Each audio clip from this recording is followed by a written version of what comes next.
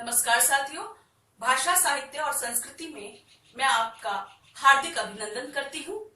साथियों, पिछली वीडियो में मैंने संयोग श्रृंगार की बात की थी और इस वीडियो में मैं वियोग श्रृंगार या विप्लव श्रृंगार की अभिव्यक्ति करूंगी।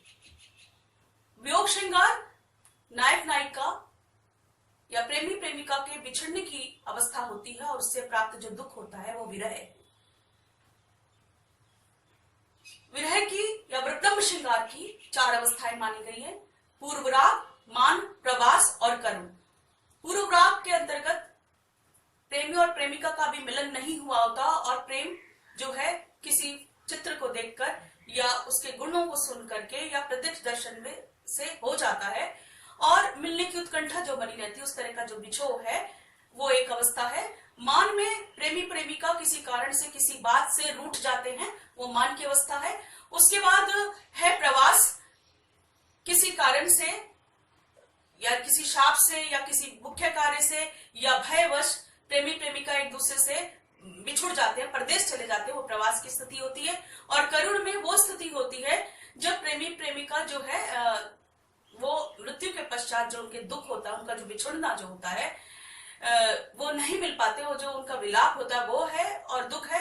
लेकिन उसके मन में उन्मादनी स्थिति में ये आशा बनी रहती है कि उसके प्रिय पात्र अवश्य आएंगे और उससे मिलेंगे, ये आशा और उत्कंठा हमेशा बनी रहती है। वियोग श्रृंगार की 10 दशाएं मानी गई हैं। अभिलाषा की प्रिय पात्र के मिलने की अभिलाषा सदा बनी रहती है।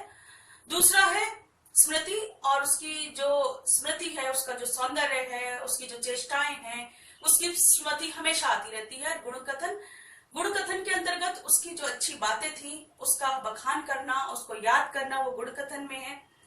प्रलाप की स्थिति में व्याकुल सा जो प्रिय है वो कुछ ना कुछ बोलता रहता है, अटपटा सा।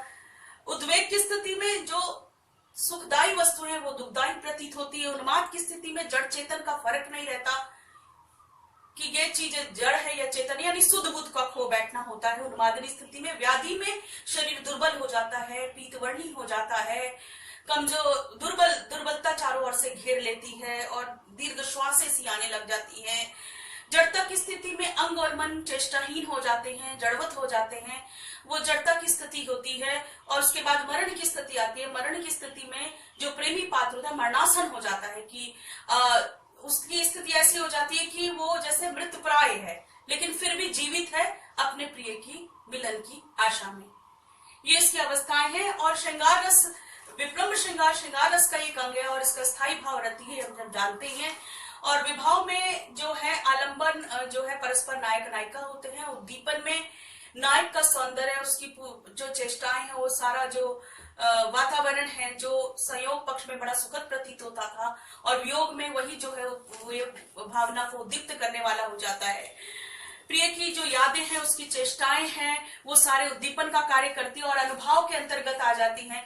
रुदन, क्रंदन, विलाप, प्रलाप, निश्वास, स्तंभ, विवरणता आदि दशाएं जो होती हैं वो अनुभाव के अंतर्गत है। संचारी भाव में व्याधि होती है, चिंता होती है, दीनता होती है, उत्कंठा होती है और आवेग होता है। तो ये सारी जो संचारी भाव हैं वो हम विप्लव श्रृंगार में देखते हैं। इस बार भी मैं सूर सागर से ही पद लिया है मैंने, बहुत ही सुंदर भ्रमर गीत सार से। उसमें जब कृष्ण मथुरा चले जाते हैं और वासियों को अकेला छोड़ करके, और सभी उनके विरह में व्याकुल है, और राधा की क्या स्थिति, इस बारे में चर्चा करेंगे। उन्होंने उद्धव को भेजा था, श्री कृष्ण ने उद्धव को ये कहकर भेजा कि आप जाए वहां पर और गोपियों से और राधिका से कहें कि वो अपना मन कहीं और लगाएं और उन्हें भूल जाएं। वो ज्ञान का संदेश देकर भेजे थे और प्रेम का संदेश ले जाते हैं। तो यह बहुत ही सुंदर प्रसंग है कि राधा रानी की स्थिति क्या है। राधा बहुत ही मलिन अवस्था में है, वह अपना सब कुछ शुद्ध बुद्ध पूर्ण रूप से खो चुकी हैं, बहुत दुखी हैं। कृष्ण के बिना उन्हें कुछ भविष्य नजर नहीं आ रहा और इस दशा तक पहुंच गई है, मृत्यु दशा तक पहुंच गई है। देखिए, अति मलिन वृष भानु कुमारी, अति मलिन वृष भानु कुमारी, हरिश्रम जल भिजोर अंचल, हरिश्रम जल भिजोर अंचल, तिहि लालच न धुआवती सा राधिका जी मलिन अवस्था में हैं, जैसे कृष्ण छोड़ के गए थे उसी अवस्था में पड़ी हैं और अपनी साड़ी नहीं धुलवाती और ये सोचती हैं कि कृष्ण के मिलन के अवसर पे जो श्वेत बूंदे थी या उनका जो सामीप्य था उसकी जो खुशबू आ रही है, धुलाने से उनकी साड़ी में मिट जाएगी और उनकी उपस्थिति को अपने समक्ष हमेशा जो है रखना चाहती है, इसलिए अपनी साड़ी को धुलाना नहीं चाहती। तेहि लालच न धुआवती सारी, अधोमुख रहती है, मूर्छा सी स्थिति में पड़ी रहती है। अनंत नहीं चितवती, कुछ और उसे उन्हें दिखाई नहीं देता कि क्या करना है। जो गत हारे थकित जुआरी, जैसे सब कुछ लुटाकर एक जुआरी की स्थिति होती है, उसी तरह से जो राधा लुटी सी लग रही है कि उनका सब कुछ क्षण में सब कुछ छिन्न भिन्न हो गया है। छूटे चिकुर बदन कुमिलाने, और विरह अवस्था में उनके चिकुर खुले हैं, उनके बाल खुले हुए हैं, ना बने हैं ना संवरे हैं और ना ही उन्होंने किसी तरह की अपनी वेशभूषा धारण की है। वो बिल्कुल मलिन अवस्था में है, बदन को मिला और उनका जो मुख है वो कमल के समान जो मुख जो है ऐसे मुरझा गया है, जैसे कमलिनी जो होती है, कमल जो होता है वो जो है हिमपात से मुरझा जाए। हरि संदेश सुनी सहज मृतक भई, हरि संदेश, हरि ने संदेश जो भेजा था उद्धव के हाथ, उसको सुन करके राधिका जो है मरणासन में पहुंच गई कि अब तो हरि के आने की आशा भी चली गई है। और ये उद्धव क्या कह रहे हैं, हरि संदेश सुनी सहज मृतक भई, इक विरहनी दूजे अली जारी, सूरदास कैसे कर जीवे, सूरदास कैसे कर जीवे, ब्रज बनिता बिन श्याम दुखारी, ब्रज बनिता बिन श्याम दुखारी।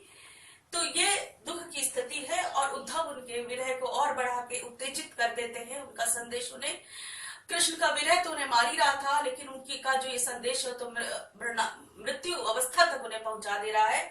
स्थायी भाव रति है यहाँ पर, विभाव में आलंबन कृष्ण है और आश्रय राधिका जी हैं, और दीपन में कृष्ण का मथुरा गमन है और उद्धव का जो संदेश है वो दीपन का कार्य कर रहा है। अनुभव में अधोमुख इस तरह से पड़े रहना, बालों को बिखेर कर रखना, मुख का कुमला जाना, ये सब अनुभव है सारे। और संचारी में दीनता, व्याधि, जड़ता, विषाद, ये सारे संचारी भाव हैं। अब मैं अपनी छात्राओं को बिहारी लाल जी का एक पद दूंगी और इसके विभाव, अनुभव और संचारी भाव ढूंढकर मुझे बताएंगे। तो मेरे पास एक अच्छा सा गिफ्ट उनके लिए है।